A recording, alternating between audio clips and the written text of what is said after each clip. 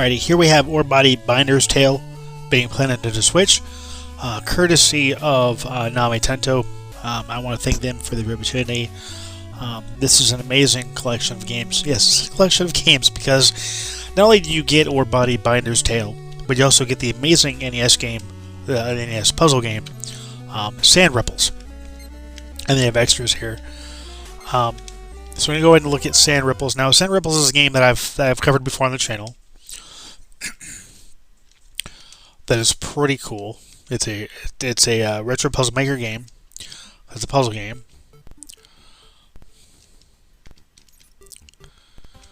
And so essentially, you just move the little guy and move the boxes out of the way to get to the exit. And that's it. That's all there is to this game. It's just so simplistic and so much fun. And just a blast to play, really. Now, you do have, later in the levels, you do have to get all of the boxes in these holes before the exit will open up. But that's part of the charm. That's part of this game being great. Now, I did cover this game previously, so I'm not going to go ahead and cover it in depth here. In fact, I covered both these games on the original platform, which is the NES. So I'm going to go ahead and just hit title screen. I'll go ahead and play Orebody. Oh, I want to redo that. So you have Novice, you have Advanced, you have Boss Rush, Music Box, and Credits. I'm going to go ahead and... Interesting. Okay. I'll do Advanced. Skip the story.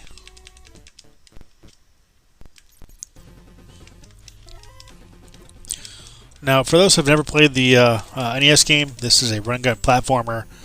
Not like what you'd find with like Contra and games like that. And again, this is a game that I've covered before on the channel, on the NES, and I absolutely loved it there.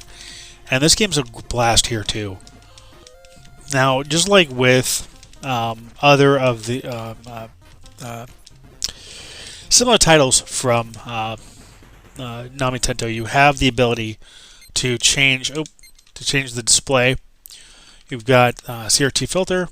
You've got either the blank or the game theme frame. Pixel perfect 4:3, and then widescreen. And just like with the other versions, like I said, you get the palettes. Here's Game Child. This really gives it a Game Boy feel to it.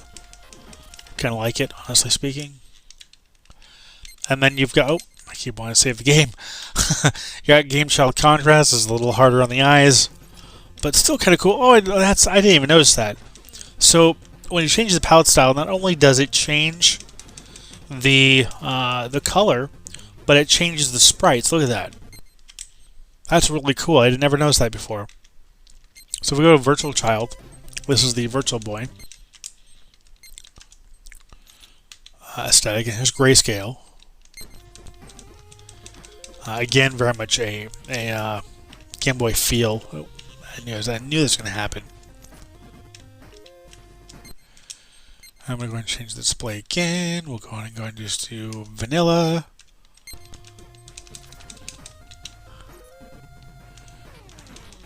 And that's kind of cool. And now that I'm looking at it, I don't think it actually changes the sprites at all.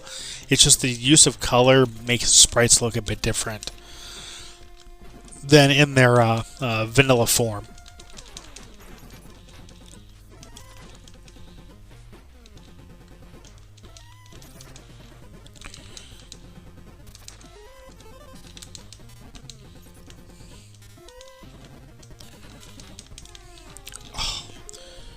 This game has several stages, several huge bosses, and it's just a blast to play. It's challenging, it's fun, and it's definitely a great game or a great collection of games here in the Orebody series to have on the Nintendo Switch. So I definitely encourage you to play this game if you have never played it on the NES, or even if you have.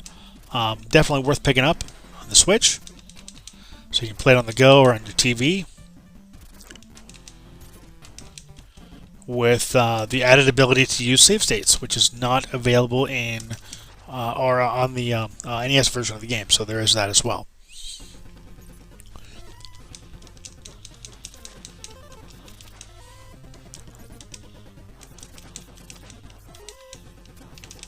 Come on.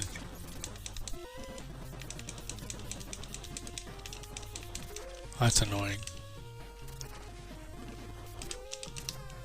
Oh, it was dumb.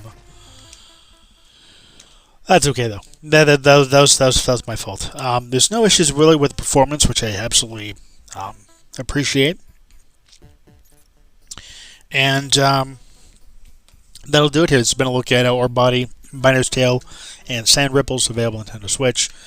I want to thank you for watching. I want to thank you for subscribing. And so, as next time, take care and happy gaming.